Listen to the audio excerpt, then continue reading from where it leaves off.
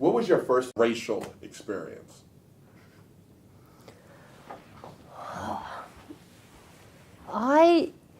The first racial experience that I'm like aware of and like conscious of didn't happen until I was in college.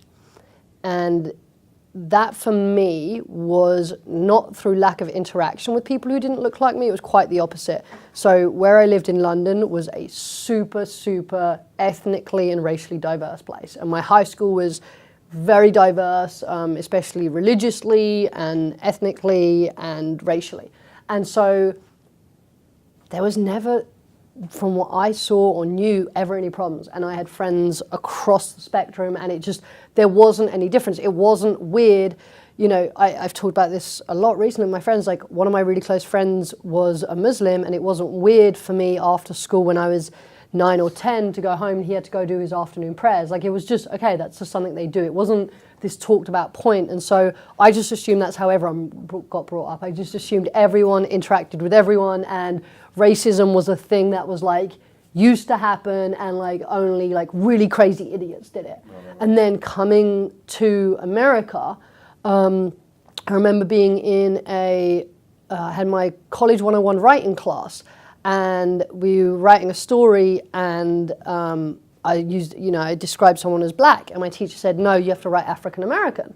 And I said, well, but what if they're not African, and what if they're not American? Like, what if they're black? Like, I don't know where they're from. Right. And it like turned into this really tense situation. I was like, I'm so confused. I have friends who are black who are not from Africa, and they're not American. Like, I don't know why I would use that descriptor. And that was the first time I was kind of like hit with like that.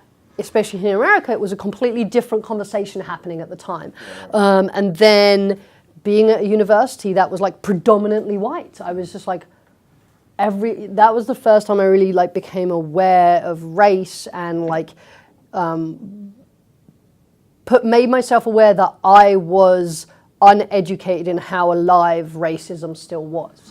Wow. So I had this like blissful ignorance based upon the fact that I'd actually grown up in a incredible environment. So that was, but yeah, I remember getting in that kind of, not argument with my teacher, I was just really confused by it. Like, I wasn't, I was like, what do you want me, what do you mean I can't write this? I don't know where they're from. But just realizing that people were very protective over words and descriptors, rightfully or wrongfully, like whatever it is, like, I was just like, oh, this is a really tense conversation still happening. Like, I didn't realize we were still having this conversation. And now I'm like, okay, I get it. We have to be having this conversation still, but it was very, very different. I think that, growing up Jamaica, so I was born in the Bronx. My parents are Jamaican, spent a lot of summers in Jamaica. Mm-hmm. And for my family, it was in the Bronx, it was about don't disrespect your family. Mm-hmm. So I had Puerto Rican kids I went to school with. I lived around Italians. They were all mostly older. Mostly everyone else was West Indian. Maybe some white kids that I had no idea what type of white they were and whatnot. So it never dawned on me.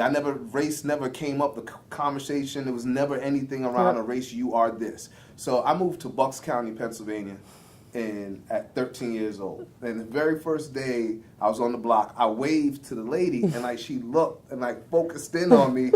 And just turned on her heels and went in the door. And got the phone out and was like calling neighbors.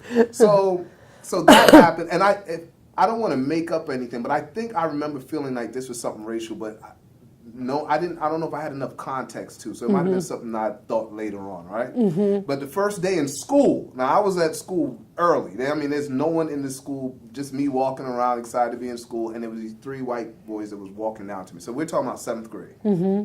And they straight up called me an N. Like, and I was like, what'd you say? You just called me an N? And it was like, no.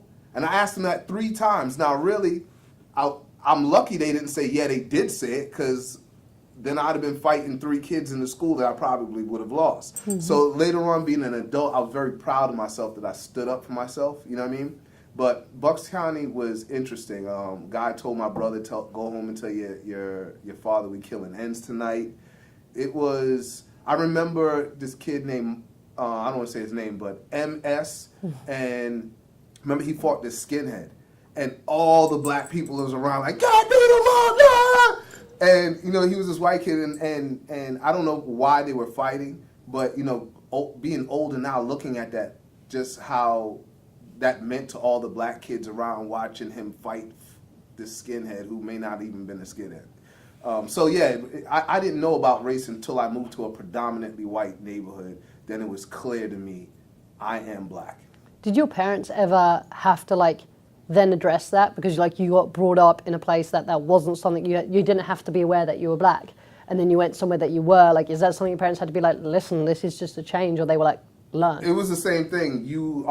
This is your family. Don't disrespect your family. They never really care. I mean, maybe sometimes they would say, you know, you're black, you got to be this much better, you got to work hard for the same stuff like that. But it was still, you are part of this family, this clan. You better do good for this clan. You know what I mean? But you know, my dad would say stuff like, my whole life he kept telling us he had a gun that we never saw. So he was like, yeah, tell him to come. I have a gun for him. Yeah. We're like, where's the gun, Dad? But anyway, so it was, they never really, their whole thing was just go to school and do good in school. I don't want to hear none of that, nothing. You know what I mean? Because they were West Indian coming to America that had to deal with their own thing amongst black people. You know what I mean? Just you speaking this other type of language. You know what I mean? That whole thing, you know, whoever's the latest to come, gonna get it. You know what I mean? No matter if we look alike or we sound alike, you the last one to come into the country, you gonna get it. You're different. You know, so that's just one of them things there.